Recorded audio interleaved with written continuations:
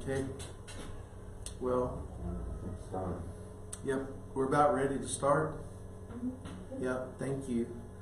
Stephanie is filling in for Todd tonight. Our Todd is kind of under the weather, and he couldn't be here. We're glad he's not here, because I don't want what he has. But anyway, welcome to, let me set my coffee down before I pour it on myself. Welcome to reality. So glad that you're choosing to be a part of this and join with us. And we're very, very thankful to be able to do this and participate with people in this manner. So we got folks in the room, and it's great to have them. And then we have folks that are joining us online. Now, we are in the season of Advent. Now, some traditions celebrate this season, some traditions don't. So just as a backdrop, just a little bit, Advent is the 4 Sundays before Christmas. And it is a season that was brought into existence somewhere around the 4th or 5th century by the early church fathers and church mothers. And it was meant to be a season that prepared us for Jesus' coming. And that arrive, that's what Advent means, to come or arrive. And so, and it sort of has some layers to it. About we celebrate his coming as a baby. We celebrate his arrival as King of Kings someday. But we also celebrate the fact that God is always adventing. He's always arriving with us every day, every moment. And so that's this season that we pay attention to it. A season set aside by the early church mothers and fathers for the purpose of focusing on some different things about what does it mean to prepare for the coming of Jesus. There's some ideas of focusing on how the first ones, when Jesus came as a baby, how did they practice being prepared or becoming prepared for his coming? How they did waiting, how they did watching, how they practiced anticipation, how they practiced expecting. And so really, Advent is a time where since the Messiah is coming again, since Jesus is coming again, it's a time that we pay attention how they practice those things so that we can learn to wait like they waited, or watch like they watched, or anticipate like they anticipated, or expect like they expected. Now, last week we looked at the word behold in the Christmas story.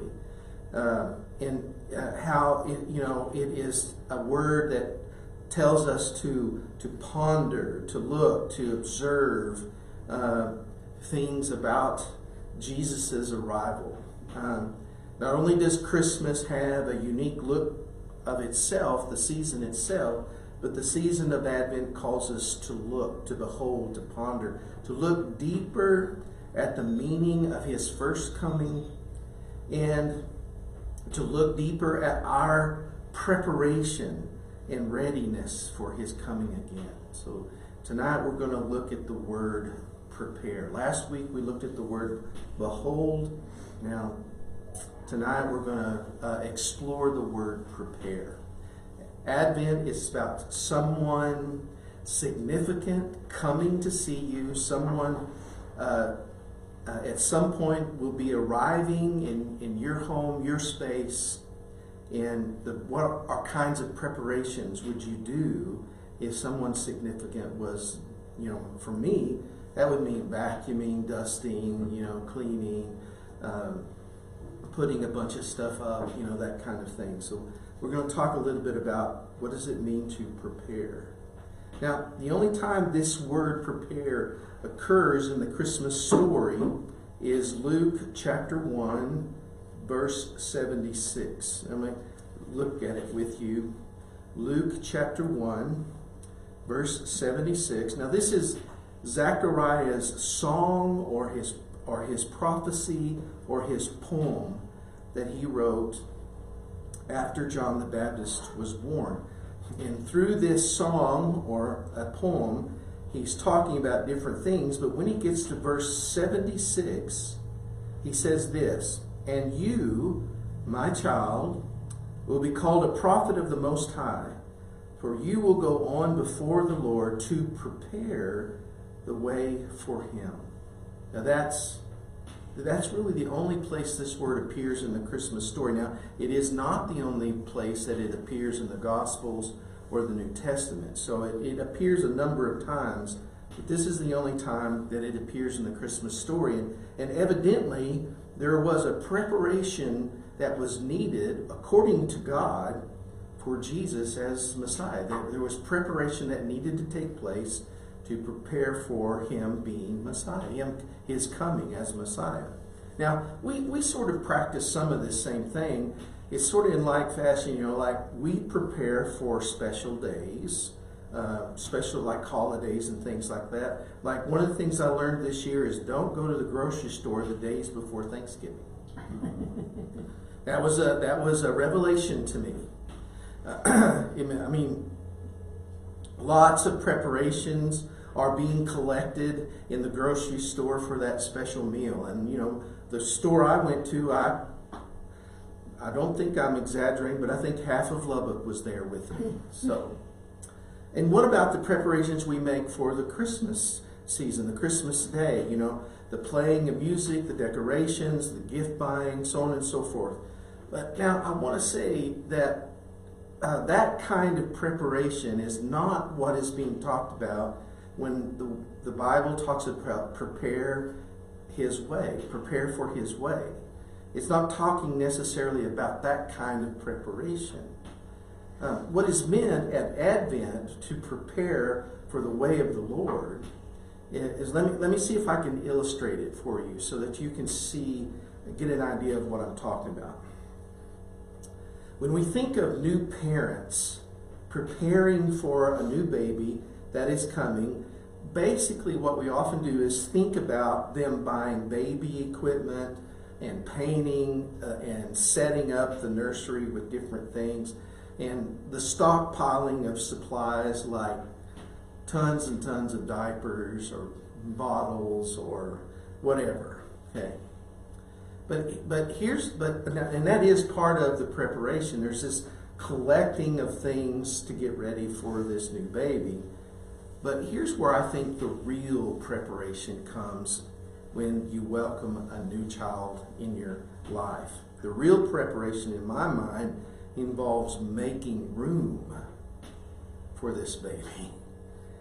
For example, creating room in your schedule to care for this little life.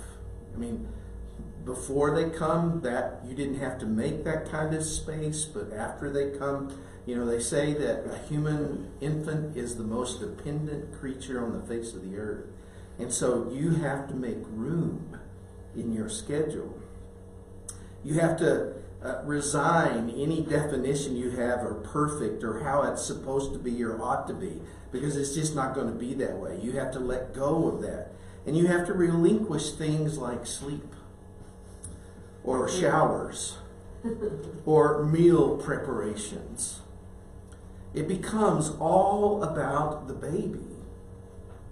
You have to make room for almost like wall-to-wall room for the care of this infant. And so this is what it means to prepare for Jesus. This is part of what it means to prepare for Jesus. It is not just buying gifts and throwing up lights. It is giving him room, more room, or all the room that he wants in your life. It's creating space for him. It's about taking a really hard look at how cluttered and cramped parts of our lives might be and giving him room to change them, to open them up to fresh air, to open them up from the darkness that they've been sitting in to his light. It's asking questions like this. The preparation is asking questions like this. What longing has gotten buried beneath the tyranny of the urgent in my life and that I really need to make room for? Where might sin have a foothold and blocked the light of Jesus from the room that I'm living in? Where might self-sufficiency be occupying center stage and needs to be cleaned out of my life? Could your life or my life become full of struggling for worth, or there's this weariness from trying harder and harder and harder? I need to make room and move that away, discard that, so that I'm making room for Jesus in my life. What is stealing your capacity for peace or increasing the size of your fears? That's what Advent, this preparation for Advent, for Christmas, that's what the kind of questions that it begins to ask us. How are we creating space for Jesus in our life? We may be like the little boy who was given the role of an angel in the Christmas play, and so he practiced with his grandmother his one line: "It is I, don't be afraid. It is I, don't be afraid." He practiced over and over and over. And Grandma knew that once the curtain was open and he saw all the crowd out there, that he would get nervous. So she practiced lots with him about this: "It is I, don't be afraid." But when the moment came that he was standing in front of the crowd and it came time for his line, he was so unnerved, he said, "It's me and I'm scared." But I think sometimes we're like that. You know, most fears and lost peace and magnified ideas of failure often, not always, but often, many times come from too much of me, myself, and I. And so my encouragement for this Advent is to prepare for the Lord Jesus by making room for Him. You know, in other words, letting Him kind of sweep out some of the me in my life. Or maybe let Him carry out the trash of some of myself. Or maybe, toss out some I, leaving more room for Him. Getting rid of the me, myself, and I that my life is filled with, and making room for Him. Now, that kind of preparing for me could make a great Christmas. When you make more room for me. I know that this season demands so much of our attention and time, as far as to-do list, as far as getting things done, as far as preparations for events and parties and gatherings. It just seems like to me this year, and I think it's because last year we weren't able to do this, but I've been invited, I think I've been invited to 5 different Christmas parties. Wow. It's just like, I don't have the space and time for that. So my encouragement at this Advent is to consider and ponder making greater room for Him in your life by asking maybe some of these questions.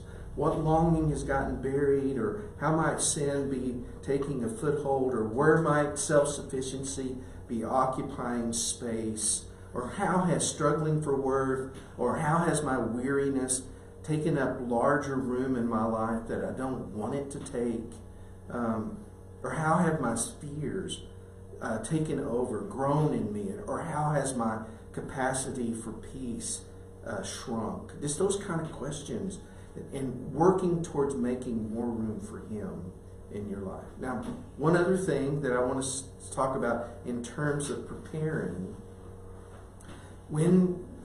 especially when we're talking about preparing in the Advent season, that kind of preparing includes anticipation. Now, there are 2 kinds of anticipation. There's positive anticipation and there's negative anticipation. Now, the negative anticipation, often what that does is it produces dread or anxiety or procrastination. And positive anticipation often produces excitement and maybe increased longing and maybe even sometimes impatience. For example, like you're sitting on the edge of your seat because you're anticipating something so much. So the word prepare, which here for the Advent season means make room for, plus positive anticipation, which means excitement, increased longing, maybe a little bit of impatience. Those two things is what's involved when the phrase says, prepare the way of the Lord. You know, so in this second part, they mean making room for the way of the Lord, making greater room for the way of the Lord, but also bringing positive anticipation to the way of the Lord. Then it creates questions like this. Do you sit on the edge of your seat preparing for his advent? Because he's adventing right now. He's adventing every day. Remember, he is always adventing. Do you live with anticipation for his coming, his arrival? And what would help you increase your anticipation for his advent this season?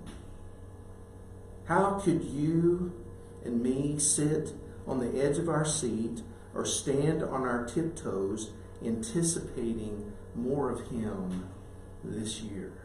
How could we anticipate more of his presence? How could we anticipate more for him doing a new thing in us and around us? How could we anticipate a greater sense of his kingship and his lordship over me? Prepare, make room for, and anticipate. You know, this is what Advent encourages in us. And by the way, beloved, I would say that those things of preparing in terms of making room for him in your life and learning how to anticipate his arriving, his adventing in your life, I would say that those things aren't just a seasonal thing. They're not things that we just practice for the 4 weeks before Christmas, but we practice them the 4 weeks before Christmas so that we will continue to practice them the rest of the year. Just think what this next year could be if I increased room for him in my life and if I increased my anticipation of him adventing into my world. What kind of year would that be? I suspect a good one. Well, beloved, that's what I have for tonight. Thanks for listening in. Thanks for taking part. And we are going to Zoom afterwards. That should be in the chat on the Facebook, where to go to do that. And I think, is there any other announcements, Penny, I need to make sure? No. Okay. Well, we plan to be here next Wednesday, God willing, continuing to look at it, Advent for this season. Bless you. Hope you have a great week. Bye-bye.